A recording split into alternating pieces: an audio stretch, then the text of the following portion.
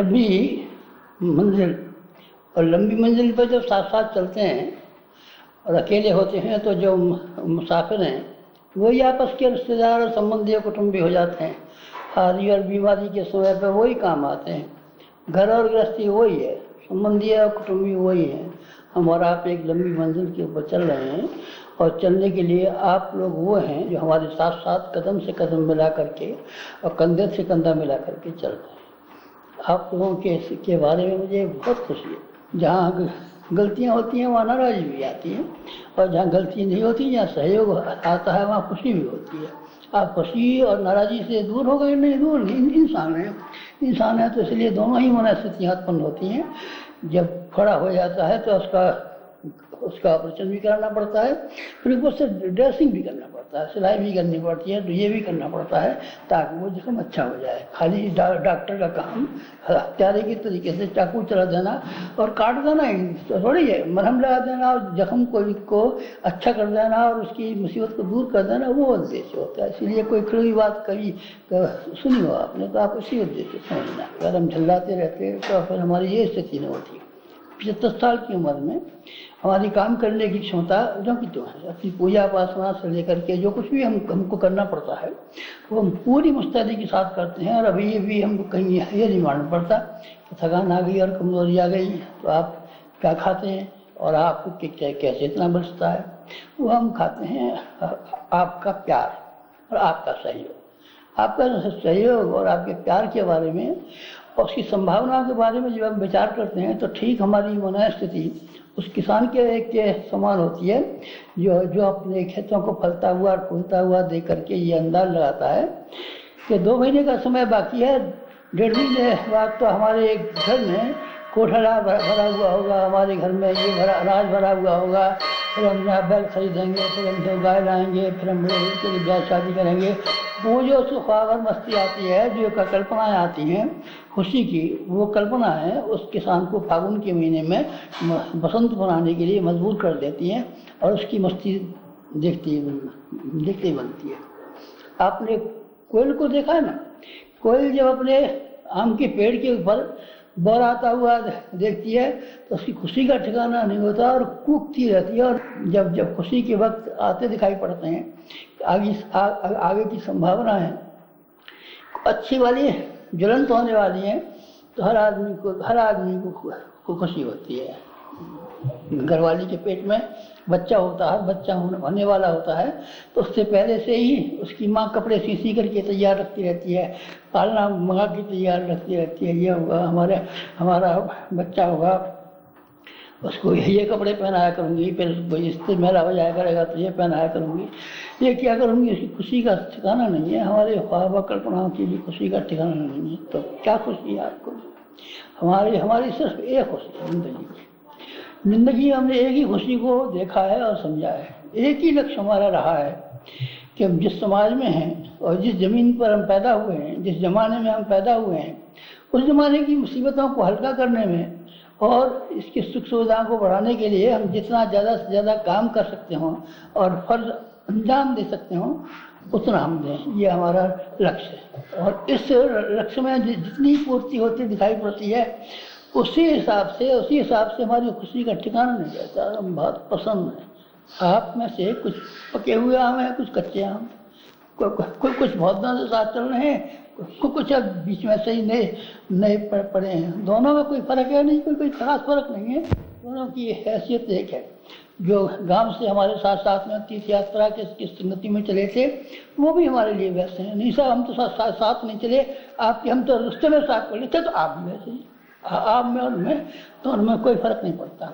बच्चा अपने एक बाप का हाथ बटाता है, खेल चलाने के लिए होता है, हल करने को होता है, उसकी नकल करता है कि हमको भी चलाना है, घोड़ा हमको भी चलाना है। मिट्टी का घोड़ा बना लेता है, लकड़ी का घोड़ा बना लेता है। चलते देख कर के किसान को खुशी होती है कि जब ये बच्चा हमारा बड़ा हो जाएगा तो हमारा ये घोड़ा चलाया करेगा, हल चलाया करेगा, घास खोदा करेगा, ये काम करेगा। हमको देख करके अभी आप इस लायक हुए हैं कि नहीं, और कर रहे हैं कि नहीं, और कर पा रहे हैं कि नहीं, और कर चुके हैं कि नहीं।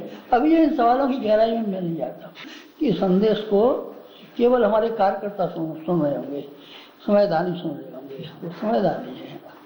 आप कैसे समझदारी हैं? आप ऐसे समझदारी हैं कि पेट में बैठे हुए हैं और अभी आपको डिलीवरी होने में 1 महीने की देर है, बस 1 महीने बाद आप गोदी में खेलेंगे और आप हंसेंगे। अभी आप पेट में बैठे हैं, अभी आप अपनी घर गृहस्थी को संभाल रहे हैं, अभी आप पूरा समय देने की स्थिति में नहीं है, अभी आपने अपने आप को उसके लिए तैयार नहीं किया है।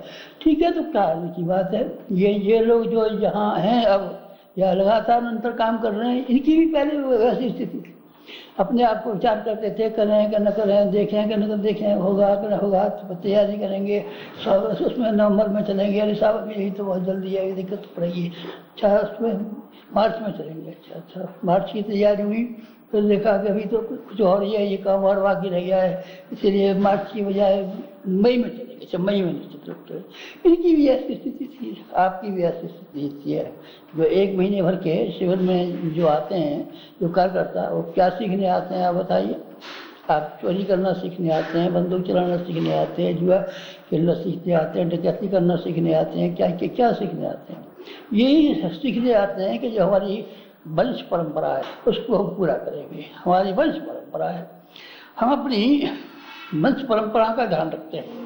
हमको गर्व और गौरव इस बात का है कि हमने अपना वंश डूबने नहीं दिया। कौन सा है आपका वंश? ऋषियों का वंश है हमारा। हम ऋषियों के वंश में पैदा हुए हैं।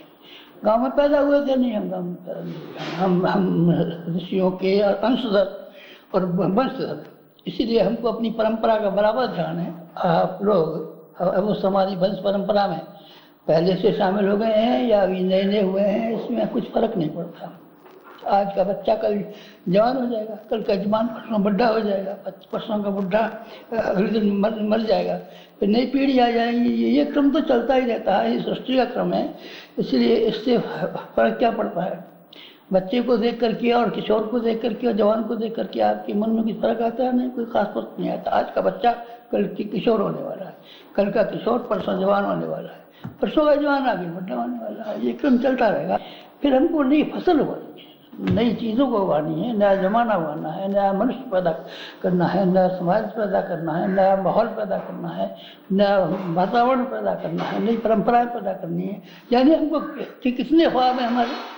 हमको एक आटा चक्की भी खोलनी है, तेल लगाने का कोयले भी लगाना है, और किसान के लिए कुएं पर ट्यूबवेल भी लगाना है, और ये भी करना। जाने कितनी योजना है बनाने के लिए, देश को बनाने के लिए, समाज को बनाने के लिए, संसार को बनाने के लिए, जनमानस को बनाने के लिए, जाने के कितने बड़े काम करने हैं। तो आप कर लेंगे अकेले? हम अकेले नहीं कर सकते।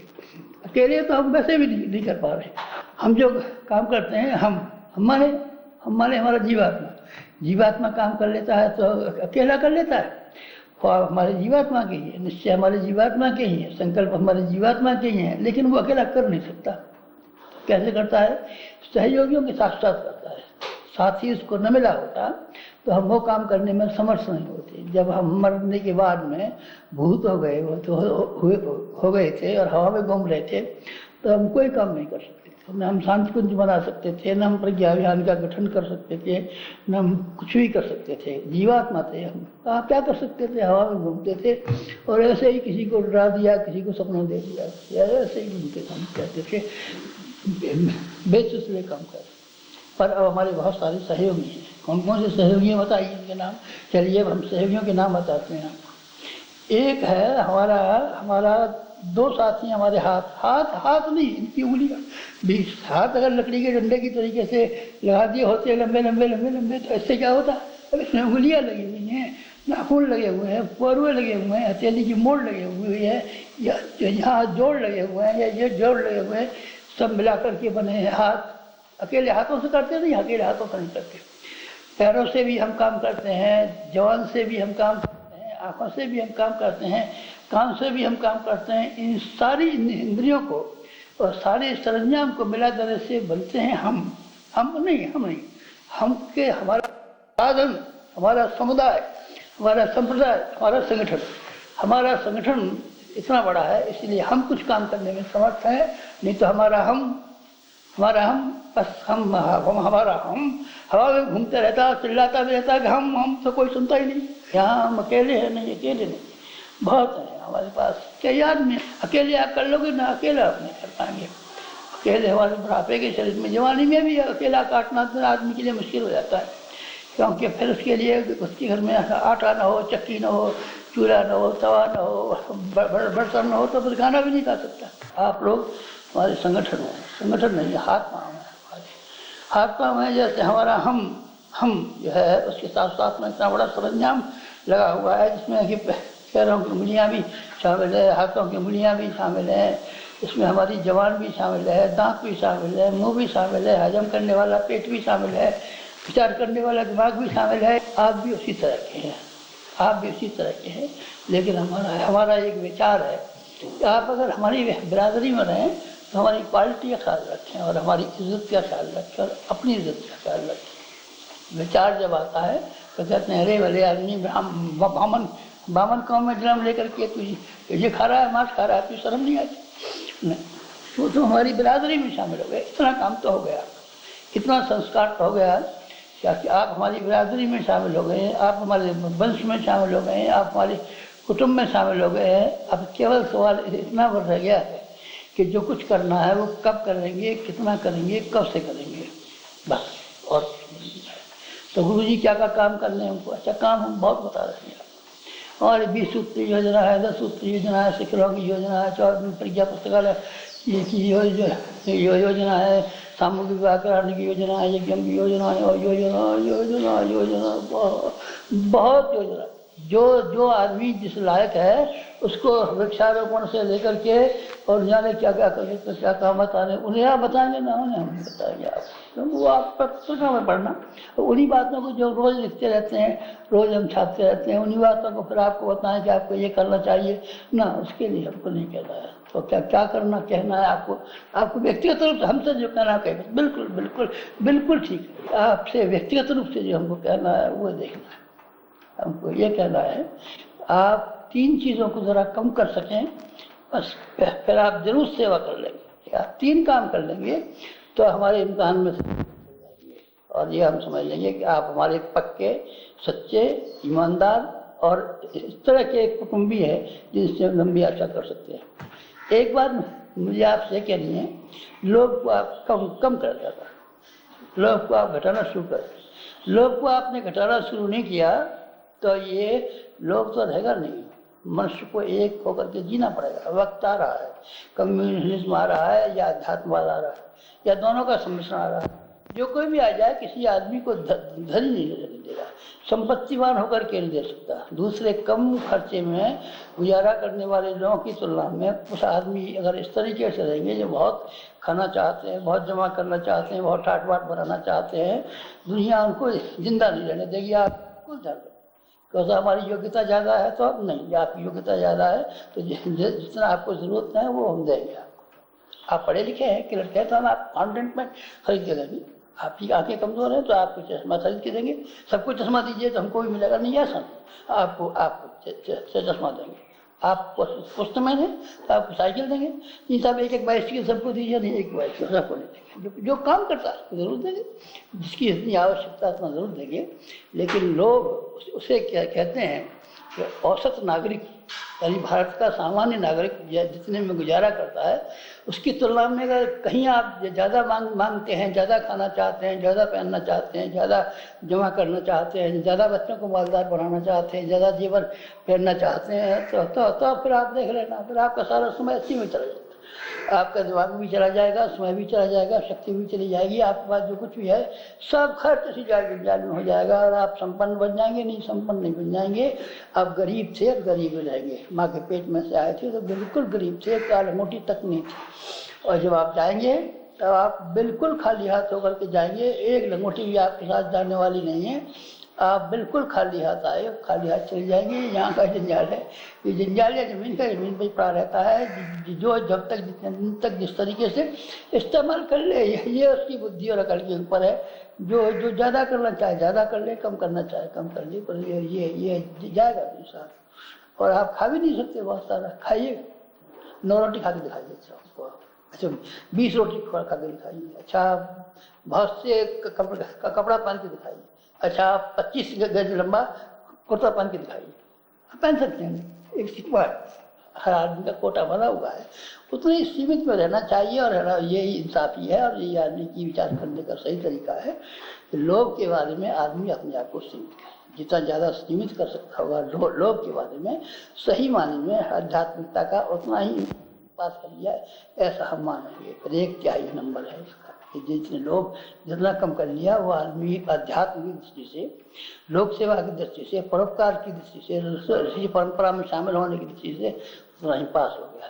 एक प्रार्थना आप लोगों से हर एक से कहनी है, लालच को कम करना है।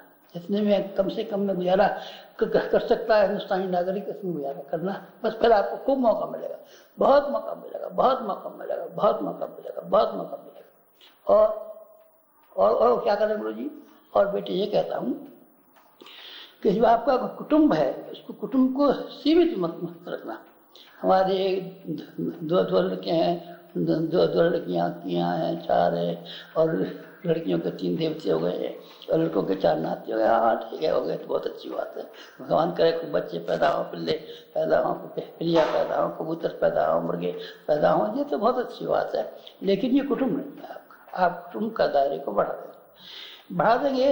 जितना आप कुटुंब का दायरे को बढ़ा देंगे और ये समझेंगे कि दुनिया में इतने लोग हमारे सहपाठी, सहयोगी और मित्र और संबंधी हैं, उतना ही आपको उनकी जिम्मेदारियों को वहन करना पड़ेगा। आपको समझना पड़ेगा कितने दुखियारे हैं। हमारे भतीजे को बुखार आता है, ठीक है, आपके भतीजे को बुखार आता है, हम जरूर इंतजाम करेंगे और आप इलाज कराइए और भागदौड़ कीजिए, उसको दवा निकलते हम कीजिए। पर सारे गाँव में जो हैजा फैल रहा है वो नहीं, सब हमारे भतीजे को ठीक करती, सारे गाँव को नहीं बेटा, ये नहीं हो सकता। ये पारिवारिकता सीमित कुटुंब में आप जितने अपने आप को सीमाबद्ध करेंगे, उतनी ही आपकी सारी शक्तियाँ खर्च हो जाएंगी। और फिर जो आपके ख्वाब है, अभी ख्वाब है कि हम समाज की सेवा करेंगे, या थे ख्वाब कभी, तब जबकि हम ये ख्याल लेकर के आए थे कि हम गुरु जी के साथ मिल के काम करेंगे, या अब आपके हैं कि हम थोड़े दिन में गुरु जी के साथ होकर के, उनके वंशज होकर के, उनके कुटुंबी होकर के, इनके मित्र होकर के, इनके साथी होकर के, इनके संगी होकर के, इनके हाथ पांव होकर के हम रहेंगे। तो फिर आप ये तैयारी शुरू कर लीजिए। तैयारी नहीं किए बिना नहीं काम चलेगा। हाँ, परीक्षा के लिए तैयारी करनी पड़ती है ना, आपको भी तैयारी करनी है। कुटुंब के बारे में, अपने कुटुंब के बारे में अपना दृष्टिकोण सीमित करना होगा और अपने कुटुंब के दायरे को बढ़ाना पड़ेगा। सारी दुनिया हमारी है, बस वही कुटुंबकम का दृष्टिकोण विकसित करना पड़ेगा। और जो आपके कुटुंबी हैं उनकी संख्या तो आपको बढ़ानी ही नहीं चाहिए। आपने देखा है, अब आजकल मुझे कहना तो नहीं चाहिए, आकर हम संत परंपरा में हैं, लेकिन मैं फैमिली प्लानिंग के संबंध में, बच्चों की संख्या बढ़ाने के संबंध में गालियाँ सुनाई दे रहा हूँ। कहते हैं गुरु जी आप तो संत हैं, आपको तो ब्रह्म ज्ञान की बात करनी चाहिए। ये भी ब्रह्म ज्ञान नहीं है। बच्चे पैदा करने की बात के बराबर आज के ज़माने में दूसरा जुर्म नहीं हो सकता। जुर्म नहीं कहता हूँ न, मैं सौभाग्य कहता हूँ, मैं जुर्म कहता हूँ। इसीलिए आप अपने कुटुंब के बारे में अपने दृष्टिकोण को साफ कीजिए, सही कीजिए, सीमित कीजिए, स्वावलंबी बनाइए। जो लोग आदमी है इसको छोड़ के मरेंगे, इसको 25,000 रुपया इसको देंगे, पक्का करेंगे, इसको देंगे, और सारी दुनिया को क्या देगा? इसा अपने भतीजे को देंगे, भाभी को देंगे, और नाती को देंगे, पोते को देंगे। इसीलिए क्या करना चाहिए, जो कुछ भी आपका कुटुंब है, सीमित कुटुंब है, उसको असीम कुटुंब के रूप में अगर विकसित करना शुरू कर दें, तो फिर आपको हम ये मान लेंगे कि आपके इम्तिहान में जो पर्चे से 3, इसमें से 2 पर्चे पास कर लिए। तीसरी एक और है, उसका नाम क्या है? उसका नाम है अहम।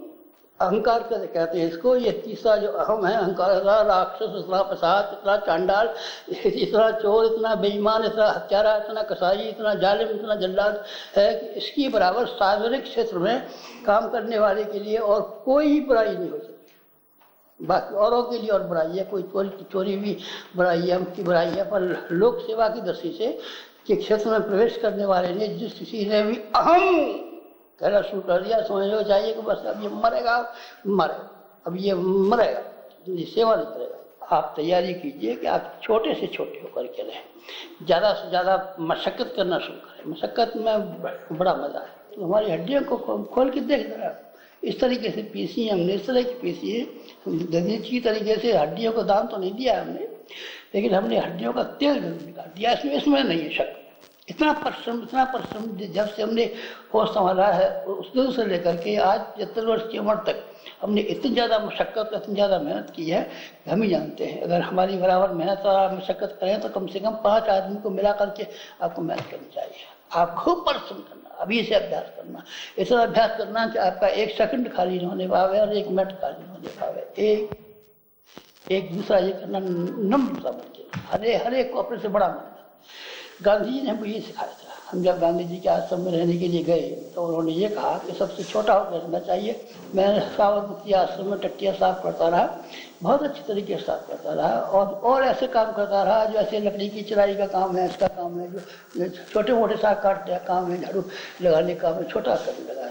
छोटे काम में बड़प्पन, छोटे काम में बड़प्पन, छोटे काम में बड़प्पन, छोटे काम में बड़प्पन, छोटे काम में बड़प्पन सीखो। जो छोटा काम है वास्तव में वही बड़ा काम है। और जो आदमी बड़े काम की तलाश में है कि मैनेजर होकर के रहेंगे, वक्ता होकर के रहेंगे, गायक होकर के रहेंगे, ये होकर के रहेंगे, वो उतना ही घटिया, उतना ही छोटा आदमी है, छोटा ही आदमी है। मेरे हुआ छोटे आदमी होकर के रहे थे। बाकी और भी जितने बड़े आदमी हैं वो सब छोटे होकर के रहे थे, छोटेपन की वजह से बड़प्पन किया। इसलिए अपना अहम नेता मत बनना करो। गांधी जी नेता कभी नहीं बने। लोगों ने बरा दिया, मार मार के ऊंचा धकेल दिया तो कोशिश किया, उन्होंने हमेशा ये कोशिश की। सबसे पहले हिंदुस्तान को जब स्वराज मिला था तो ये किया गया था कि राष्ट्रपति गांधी जी को बनाना चाहिए। उन्होंने खबरदार बेकार की बात की। उन्होंने कहा राष्ट्रपति गांधी जी बन सकते थे, नहीं, जयप्रकाश नारायण तक नहीं बने। जब जनता पार्टी की सरकार आई थी जयप्रकाश से कहा गया था कि आप ये बन जाइए, उन्होंने इनकार कर दिया, नहीं, छोटा होकर।